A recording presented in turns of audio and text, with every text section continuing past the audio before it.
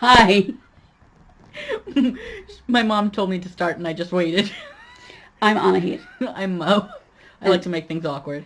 And we are mother and son. Yeah. And we have decided to start a podcast, which we have yet to name, because we like talking about the intersection of culture, and in particular popular culture, and the world of politics and the social and the way we understand ourselves in relation to each other. For those of you who aren't fancy, we like talking about how how we treat each other and how that's affected by the kind of stuff that we watch and read and passively exist in. Yep. We thought we'd start by identifying ourselves. It's maybe not the best way of Here's my thinking thumbprint. About it, but telling you who we are. That's what I meant to say. I am a former media studies and music scholar, now retired, and I work on programming the Liverpool Arab Arts Festival and various other projects around Liverpool. I am a poet, writer, person thingy. I do kind of like arts stuff. A lot of it to do with trying to represent hello cat. This is Milo. Our other member. Trying to represent interesting stories, whether it's from like kind of like representing underrepresented people in general, or just trying to think of interesting plots that are not that common. Yeah, and you also think a lot about the place of technology in creating social interactions. Oh yeah, I'm a huge nerd, like sci-fi nerd kind of thing. But oddly enough, I prefer watching fantasy and writing sci-fi. Yeah, that's definitely right.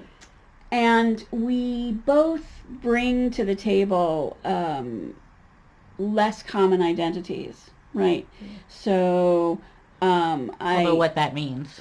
Yeah, you take that for what it's worth. I'm Armenian, and so that gives me a somewhat unusual perspective on geopolitics. I am a woman, which gives me not minority, but particular perspective on the world. Mm-hmm. Although I don't think all women share perspectives. I think being a woman affects how I think about the world. I live with multiple chronic illnesses, so I also think about the world as a person with disabilities. And I come from a complicated class background. My parents had a lot of cultural capital and not very much economic capital. So we were a very mixed. Lots of things about my childhood felt working class, and lots of things didn't. So. Whereas I'm part of the bourgeoisie. You are, indeed. I had lots of cultural capital, and I didn't have to worry about money. Also, no money worries, right? Yeah. But apart from being amazingly posh, you're not amazingly posh. No. I'm middle class, American middle class. Yeah. I am trans. I was assigned female at birth, or whatever the hell the terminology is nowadays. I don't really think of myself as a man or a woman. Like, I just think of myself as me, and I talk about experiences as a man and as a woman. So I'll say, us women have to stick together, or, like, us dudes have it rough, or whatever. Like, I'll just pick sides like that. I'm like, I'm terrible for it. Yeah. And also, it's a little cold here, so I'm wearing a sweater that I'm pulling up around my face, and Mo is wrapped up in a blanket. Blankets for the win. So, yeah. You can have a blanket, too. Did you want to say anything? No, I don't. I think it looks weird to be on camera with a blanket. So Okay. you can do your thing, but I would will opt not to. I am a Jedi. No, but but I did have dysphoria or whatever you want to call it. So Right. I had top surgery and I've had hormone treatments and, I'm still doing all that kind of stuff. Yeah.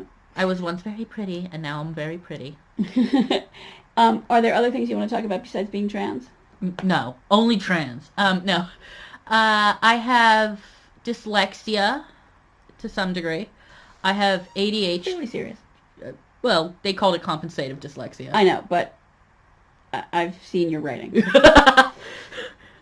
Harsh. I edit you. I have ADHD, and that's pretty. I was medicated for a lot of my life. Yeah, and you cannot keep a thought. What? Huh? I have had some rough experiences. I think that's true of you too. Mm-hmm. I have anxiety. And I have depression. That's the other thing I didn't say. Yeah. So both of us are kooks. Yeah. Or fucked up or something. Yeah, just horrible people. Yeah. Just, sponging off the state. Yeah. I'm trying to think what there were some other ones. No, maybe that was it. Oh, both of us are immigrants. Yeah. We were born in the U.S. I lived until my 40s, and Mo lived until 15 in the U.S., and then we came to the U.K., where we live now. I am the grandchild of immigrants. Mo's dad moved from Denmark first to the U.S. and now here with us. So there's a lot of immigration at various levels in our family history. So yeah, that about wraps up what you need to know about us. Oh, and Mo studied illustration at school, so he's also a visual artist, although he never claims that. Oh yeah, it's sort of more like a thing that I do in the background for fun, occasionally at whims. I think I really lost. The same with your music kind of thing. Yeah, I was once a practicing musician and long ago gave up that piece of my life. I think it's not as traumatic for me. I think for you it was a lot rougher. Yeah.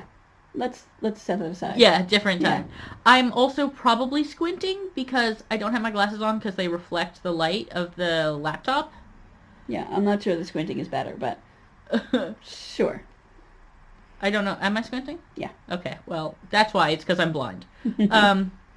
Anyway, continue. So, we thought we would make this first episode of our as yet unnamed podcast web show about our overlapping ideas about communication, interpersonal communication. Yeah. And maybe it makes sense to start with Mo's server. So why don't you talk a little bit about what it is and then the rules? So I have a Discord server, which is kind of an experiment in... so I'm a mod and there's a few other mods, and our job is pretty much not to behave like mods unless there's somebody who's, being an awful person and needs to be kicked. Like, we're talking about, adding at everybody and spamming horrible pictures and, the kind of troll stuff that you get in chat rooms. Okay. But didn't you want to say... Yeah. So it's basically an experiment in everybody being treated as equal. There's no, people in charge. But one of the things that I wanted to make sure we did was have everybody work on a kind of, what do you call it? Benefit of the doubt, faith, kind of, good faith kind of thing. So I have helpful tips for communication. Establish what definition of a word you are using. Because time and time again, people would be like, you know, I'm not against this. And I'd be like, how can you not be against that? And then it would just be that we had a completely different definition of the word, right? So if somebody says something like, I'm not into this, you can be like, are you sure? Because for me, that word means this. Provide context for your thinking. So, like, a lot of time people want to say, like, there's no reason to think that, but you don't know the backstory of somebody. You don't know their experiences. And not just experiences, but, like, history, right? You know, that whole history will repeat itself if you don't know it, blah. So, like, you know, there was somebody who was against this particular law that seemed to be totally logical, but it was predominantly used in this racist way. Mm-hmm. And so you're like, oh, I see. Okay, so there needs to be a way to address this issue. Yeah. Right? So I'm against Y because I'm affected by it in this way, and it's been used against me. Same thing with, you know, white working class guys have huge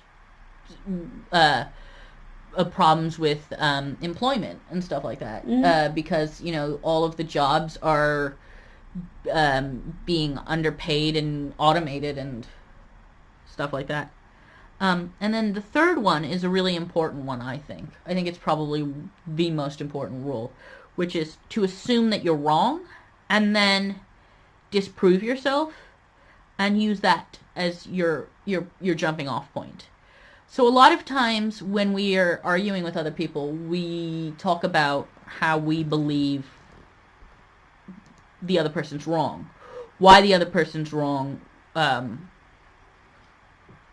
how they're wrong and how wrong they are, and you don't get it, right? Yeah, it's not a very productive way to go about things. And so one of the ways to combat that is to look at your own view and be like, what can people see of this that's wrong? What are they misinterpreting of my view? What is it about what I'm saying that they are seeing as bad? And then address those. Yeah. I mean, I think you have spent a lot of time and continue to spend a lot of time thinking about how to get through arguments productively. Yeah, because... in part because it's important to you as a pacifist. Yeah, well, I mean, I'm personally a pacifist. Not everybody is. I know a lot of people think it's idealist or dumb or whatever or naive. But for me, the main thing that I can agree on with non-pacifists and pacifists alike is that violence isn't a solution, right? People who aren't pacifists who use violence because they believe that there's no other choice at that point in time, right? It's a matter of survival. Right. And I don't begrudge people that.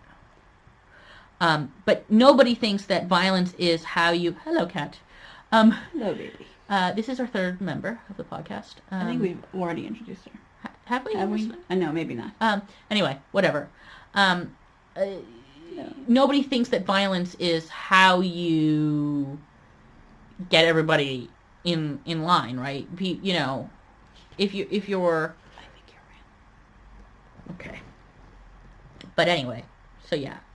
So, I mean, I think you've spent a lot of time thinking about how to make... how to help make communication on your server more productive and to get through the kind of locked loggerheads that people can get at in online debates. And I failed. I mean, I've succeeded. You succeed and you fail and you keep working at it, right? I spent a lot of my career thinking about teaching. Because while I was an active and successful researcher, I also was a very committed teacher. And one of the things that I did, to the chagrin of some students and to the joy of others, was to run my classrooms as learning communities of people who debate and discuss ideas. Yeah. And so the basic rules of every class where you read, you prepare to come in to discuss, and you are welcome to ask any question at the level of vocabulary all the way to the level of large philosophical question, whatever you want, but you have to come in ready to engage. And a lot of that was about similar things that, like, you're concerned about on the server, right? Yeah. How do you create a community of people who can think together and do so productively without quashing disagreement and also without supporting fighting, like not fighting, or but like attacks or that kind of like petty fighting. Yeah. That you have in arguments and online, and the like. Well, you're wrong because this Twitter handle said so, and you're like, oh, okay. And I think we're in a particular historical moment where, on the one hand, there's a very clear rise of fascism, right? And if you have any doubts about that, I would suggest reading Madeleine Albright's book on fascism, which is slightly terrifying, more than slightly, perhaps. Yeah. And on the other hand, there's a real lack of conversation between the left and the right. Yeah, I was going to say political opponents. But, but I mean, yes, within also, the left within the left, the right within the right, and the left. I mean, we are leaning towards that side. Yeah, I mean, left and right is difficult vocabulary, but if we're going to live with that vocabulary, then we're certainly on the left, both of us. Yeah, but we also find that the left, a lot of the time, just doesn't listen. Yeah, I mean, I think, the left is infamous for, the old joke about Trotskyists. Trotskyists, that whole joke. Well, okay. It gets repeated about many other groups, which is how many, if you put 4 trots in a room, how many parties do you get? 5. Yeah, right. And so that joke gets repeated for lots of other political groups. And it's because on the left, we care a lot about ideas and principles, and so we parse things down to tiny little differences, and we separate ourselves constantly, right?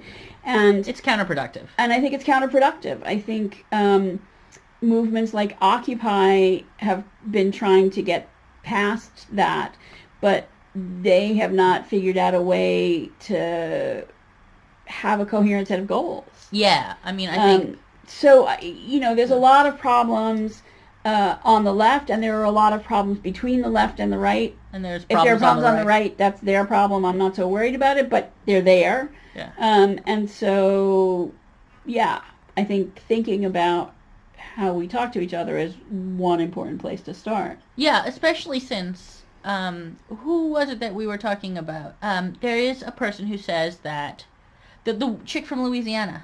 Oh, Arlie Hochschild's book, Strangers in Their Own Land, where she spent time talking to the far right in Louisiana and came away convinced that there was a lot of overlap of concerns between the left and the right, and there was a lot of room for discussion and potential solidarity, but if we don't talk to each other, we never find that out, and we never find common cause. I think looking at politics, like governmental, institutional politics, both in the U.S. and the U.K. at the moment, both places are having spectacular failures of bipartisanship. I mean, what's happening in the U.S. government with the shutdown at the moment is nothing short of a shit show. And frankly, it's not better with Brexit negotiations here. So strong and stable. Good God. And so, I think this is a crucial issue.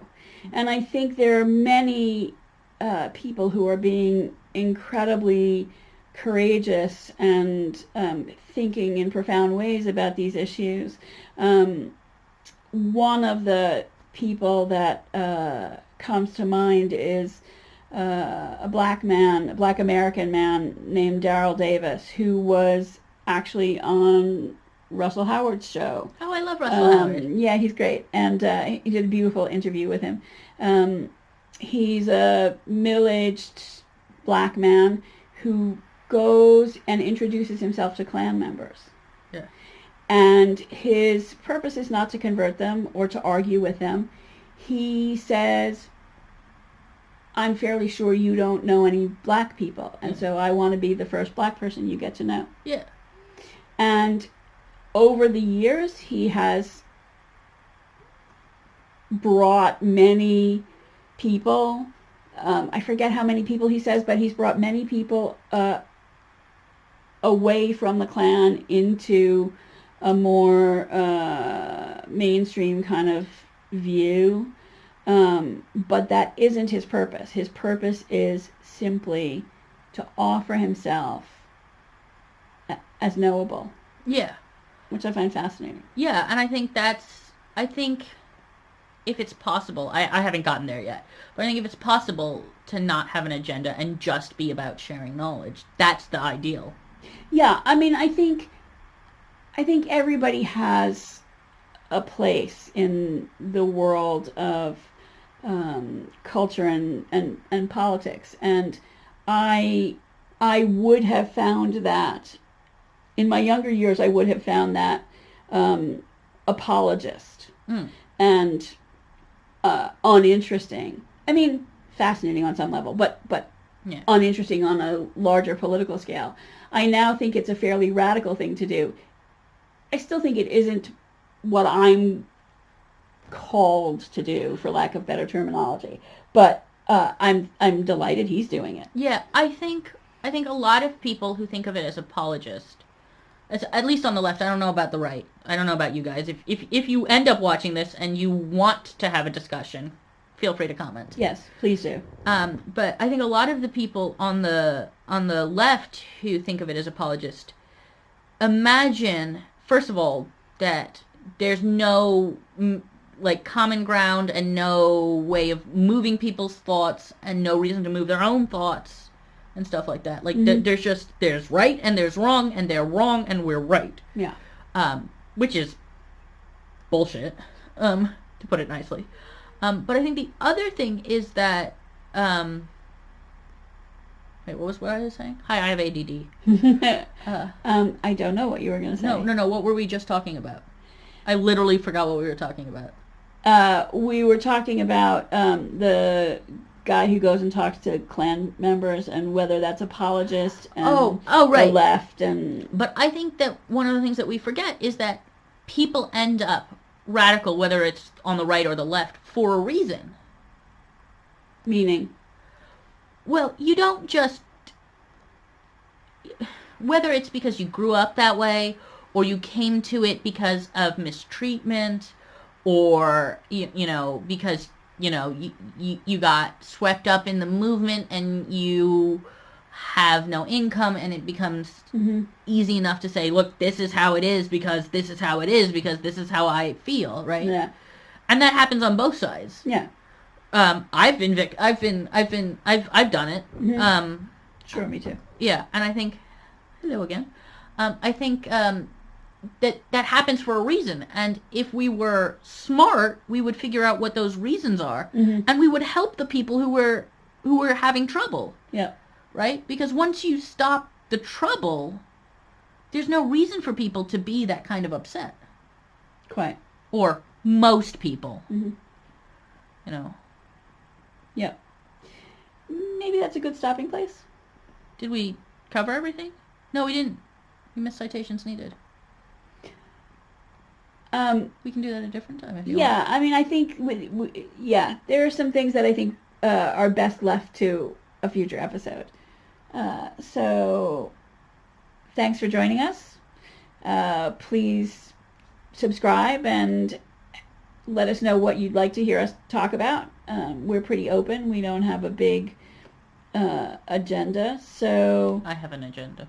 No, but we don't have a list of episodes or anything. I have a list of episodes. Okay, I don't. I'm making some maybe up. we do. No, seriously, we'd love to hear what you'd like to hear us talk about. And we will be back in 2 weeks.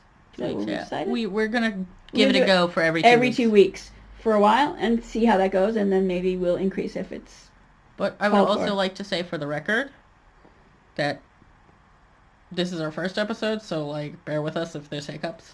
Yeah, I'm sure there'll be hiccups. It's certainly not the best video or audio quality, but we will get better if there is any interest. So, I like my camera. Thanks again. No, it's a good camera, but I mean, yeah, it's fine. Bye. We will see you in 2 weeks. Bye.